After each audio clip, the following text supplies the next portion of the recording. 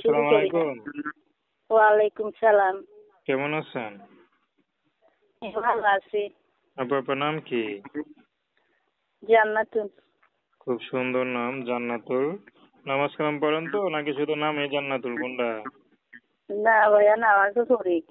আচ্ছা, তো স্ক্রিনে যে ছবি দেখতে পাচ্ছেন সেটাই কি আপনার ছবি? হ্যাঁ হ্যাঁ, আমার ছবি। তো কি করেন আপনি?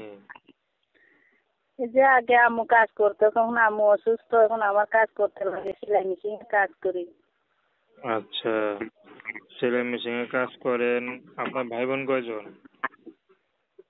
একটা ভাই আছে শুধু। শুধু একটা ভাই আছে। হম। বাবা নাই? আব্বু মারা গেছে। না, মারা গেছে। খুবই কষ্টের কথা।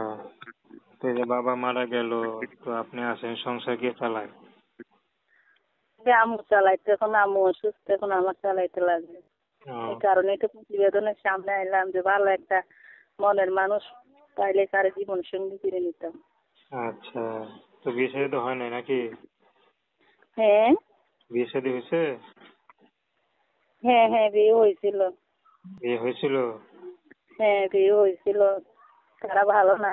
ছেলেরা জুয়া খেলায়, নেশা উষা খায়। তো বাচ্চা কাচ্চা আছে নি? ডিভোর্স দিয়ে লাগছে। বাচ্চা কাচ্চা আছে? না, নাই, বাচ্চা কাচ্চা নেই।